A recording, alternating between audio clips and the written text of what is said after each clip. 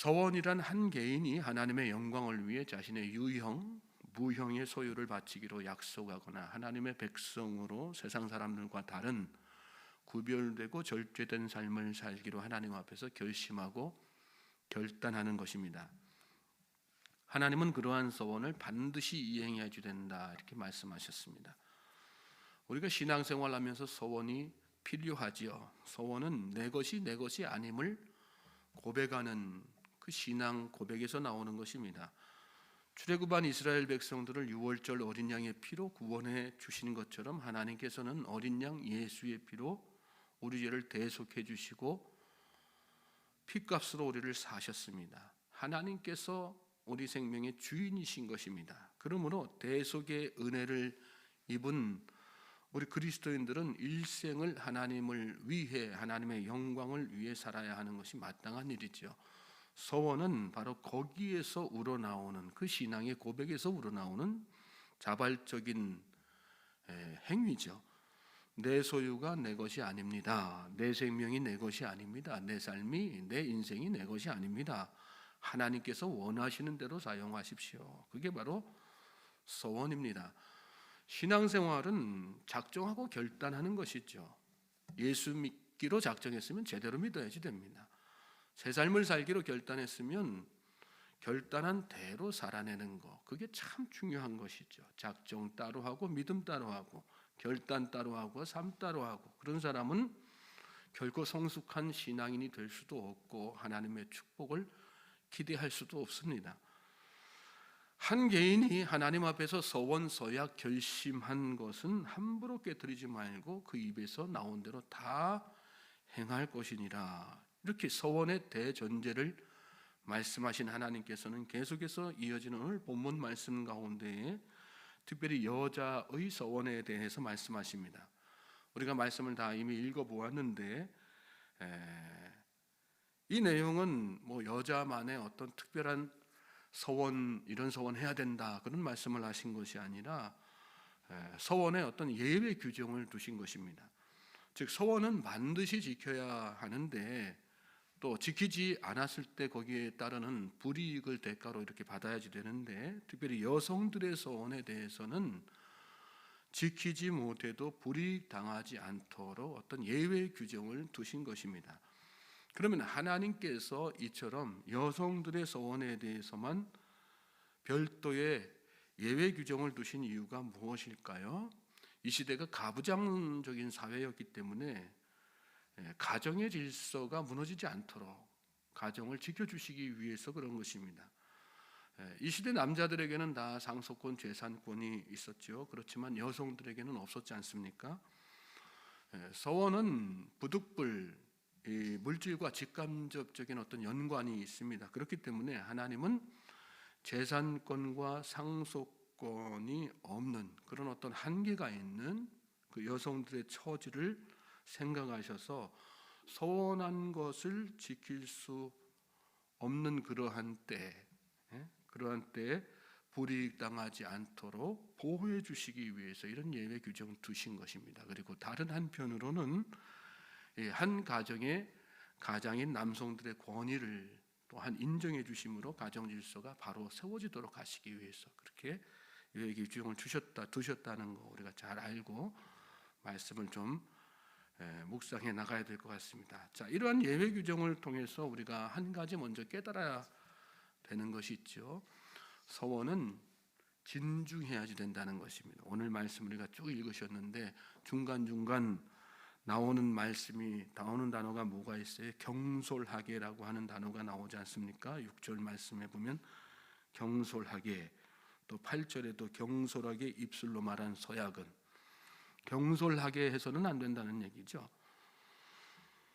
하나님의 영광을 위해서 또 하나님께 헌신하기 위해서 이렇게 하는 것이기 때문에 더 진중해야지 되는 거예요. 함부로 감정에 따라서 서원해서는 안 되고, 자기 분수에 맞지 않는 거 서원해서 감당하기 어려운 거 내가 폭언히 알면서도 그거 막 함부로 서원해가지고 나중에 그게 도리어 내 신앙생활에 걸림돌이 되고 그로 말미암아서 실족하게 되는 그런 상황이 벌어지면 안 되는 거지 않습니까?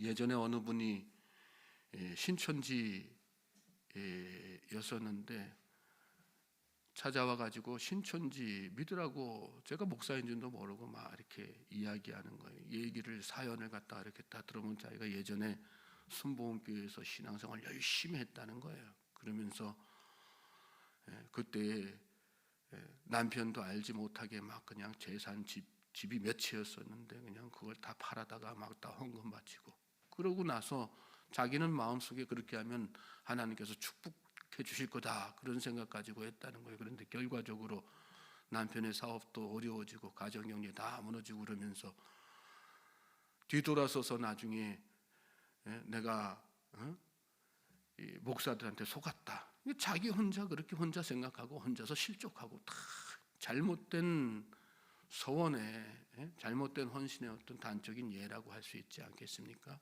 그래서 결국은 이단 사이비에 넘어가서 거기서 그러고 사는 거예요. 기존의 교회들 다 이렇게 비판하고 목회자들 비판하고 이렇게 하면서 거짓, 잘못된 사이비 이단 교주가 진실된 사람이다 다 그러고 살고 있는 거예요. 거기에 매여서. 하나님께서 이렇게 특별히 예외 규정, 여성들에 대한 예외 규정을 두신 이유는 그러한 사태를 방지하기 위해서 다 이렇게 두신 거라는 것을 우리가 잘 깨닫고 진중하게, 특별히 오늘 말씀에는 여성들과 연관해서 나오지만 우리가 사는 이 시대는 어떤 시대예요? 예전처럼 가부장적인 그런 시대도 아니지 않습니까? 부부가 공동으로 같이 재산 관리하는, 재산권도 다 이렇게 같이 공유하는 그런 시대 아니겠어요? 남자들도 마찬가지로 소원은 진중해야지 되는 것입니다. 소원이 진중하게 진실된 마음에서, 정말 감동된 마음에서 자기 분수에 맞는, 너무 막 그냥 오버해서 막 이렇게 하는 게 아니라 자기의 상황에 딱 뭐 처지에 맞게, 하나님께서 자기 분수에 막 넘는 소원 원하시겠습니까? 그렇게 해서 가정이 막 파탄나고 무너지는 거, 실족하는 거 원하시겠어요? 하나님 절대로 그런 거 기뻐하시지 않으시죠. 하나님은 제사보다 순종이 더 귀하다, 더 기뻐하신다 그렇게 말씀하시지 않습니까? 하나님의 마음을 잘 깨닫고 올바른 소원 해나가는 저와 여러분 될 수 있기를 주님의 이름으로 소망하고 축복합니다. 자, 우리가 말씀 이렇게 쭉 읽었는데 3절부터 이렇게 6절까지 말씀은 어린 딸에 대한, 그런 예외 규정이죠. 시집 안 간 가정에서 아버지에 예속되어서, 가정 경제권이 예속되어서 사는, 결혼 전에 있는, 출가 전에 여성에 대한 규례입니다.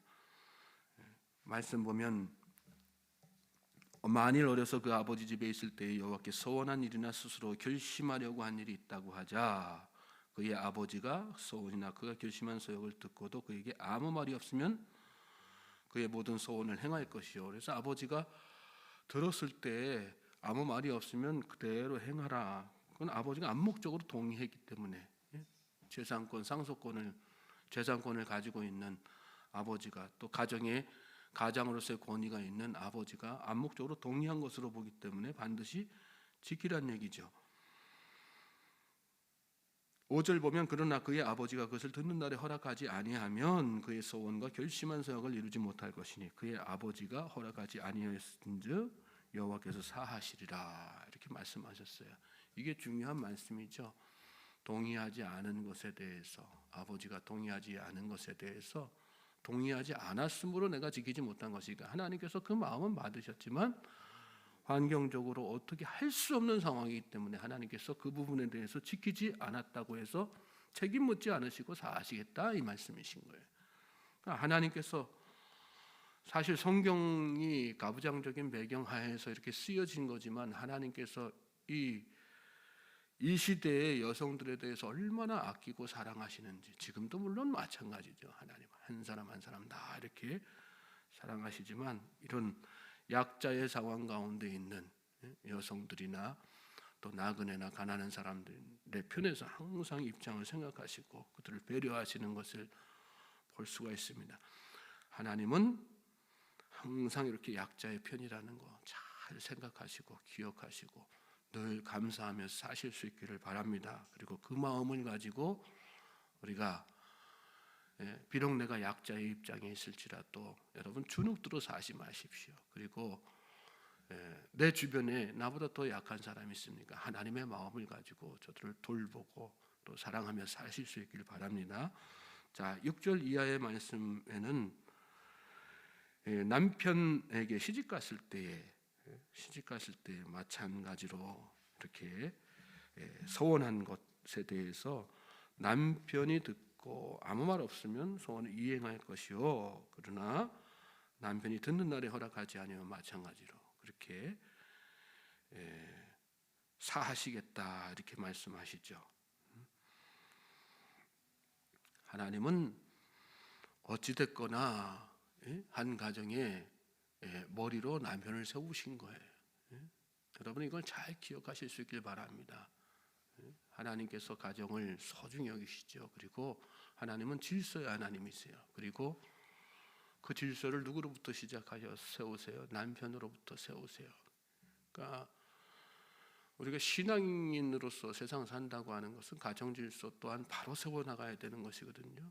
근데 그 가정의 질서 누구로부터 시작해야 되는 거예요? 남편으로부터 시작. 그게 하나님의 창조의 질서라고 하는 거예요. 자꾸 이 남편의 권위를 무너뜨리고 막 이렇게 하는 여성들이 계세요. 그 하나님 보시기에 바람직한 것이 아닙니다. 하나님의 창조 질서가 아담으로부터 시작된 것처럼 가정의 질서 또한 남편으로부터 시작된다. 그것이 성경적인 것이고 하나님의 뜻에 합당한 것이라고 하는 사실을 잘 깨닫고 여러분 말 한마디라도 가정에서 남편의 권위를 세워주실 수 있길 바랍니다. 그럴 때 그 가정을 하나님께서 바로 세워나가시는 거죠. 우리 남편 능력 없는데 무시하고 막 그러지 마시고 우리 남편 나한테 잘해주지도 않는데 구박하고 타박하고 그러지 마시고요. 그럴지언정 권위를 자꾸 세워주실 수 있길 바랍니다. 사람은 나의 생각이 있는 동물이거든요. 짐승하고 다릅니다. 그래서 그렇게 하다 보면 하나님께서 그 마음을 다 감동케 하셔서 비뚤어진 마음 있는 남편이 있으면 바로 세워주시는 거고요. 사랑하지 못하는 남편이 있으면 사랑하는 마음 또 생기게 하시는 거고요. 하나님 앞에 맡기고 우리는 어떻게 해요? 성경적으로 신앙적으로 잘 가정을 세워나가는 것 중요하다는 사실을 잘 깨달아야 되는 것입니다. 자, 9절 이하의 말씀에는 과부나 이혼당한 여자의 소원이나 그가 결심한 모든 서약은 지킬 것이니 그렇게 이야기하셨습니다. 이거는 어떻게 남편이나 아버지한테 이렇게 예속되지 않은 여성이죠. 독립된 여성이기 때문에 반드시 지키도록 하신 것입니다. 13절 넘어가서 보실까요? 모든 소원과 마음을 자제하기로 한 모든 서약은 그의 남편이 그것을 지키게도 할 수 있고 무효하게도 할 수 있느니라. 말씀에 나와 있는 대로 이렇게 하나님은 계속해서 가정의 권위를 세워나가시는 것을 볼 수 있어요. 우리가 세상 살면서 다 소원하면서 살아야 되죠. 그런데 그게 가정의 질서를 무너뜨려 가면서까지 함부로 경솔하게 소원해서는 안 되는 것입니다. 하나님은 하나님 앞에 잘하는 것 이상으로도 우리 각자가 가정에서도 잘하고 사는 것 참 중요하게 생각하시는 거예요. 그리고 나 한 사람이 아니라 가정 전체가 아름다운 모습으로 하나님 앞에 소원되는 것을 더 귀하게 여기신다는 것을 잘 깨닫고 생각하실 수 있길 바랍니다. 하나님의 이 마음을 잘 생각하시고 여러분 오늘 여러분 가정에 어떤 위기가 있습니까? 가정이 바로 세워지기를 신앙생활한다고 교회 일한다고 해서 가정 다 내팽개치고 돌아다니는 거 바람직한 거 아닙니다. 가정도 잘 돌보고 지혜롭게 이 시대 세상 사람들보다 하나님의 백성들이 더 지혜로워야 되는 거 아니겠습니까? 뱀처럼 지혜로워야 된다 이렇게 말씀하셨어요. 예수님도 시대 살면서 신앙생활 열심히 하는 거 중요하고 우리의 삶을 다 하나님 앞에서 서원하는 것도 중요하지만 그 중에서 제일 중요한 건 뭡니까? 지혜롭게 하는 거. 지혜로운 서원, 지혜로운 헌신, 지혜로운 믿음 생활. 그게 참 중요하다는 것을 오늘 말씀 가운데 깨닫고 오늘 나의 지혜 부족함으로 말미암아 가정에 어려움은 없는가? 또 내가 가정생활에 등한시하는 것은 없는가? 잘 또 생각해보고 그런 것들이 있다면 생각나는 대로 다 바로 세워나갈 수 있길 바랍니다. 그때 하나님께서 여러분의 서원, 헌신, 믿음 생활을 귀하게 보시고 또 가정을 축복해 주실 줄로 믿습니다. 오늘 하루가 그런 올바른 믿음의 생활, 믿음의 소원을 해나가는 복된 하루가 되기를, 그래서 하나님의 축복이 차고 넘치는 그런 놀라운 은혜의 하루가 되기를 다시 한번 주님의 이름으로 중심으로 축복하고 소망합니다.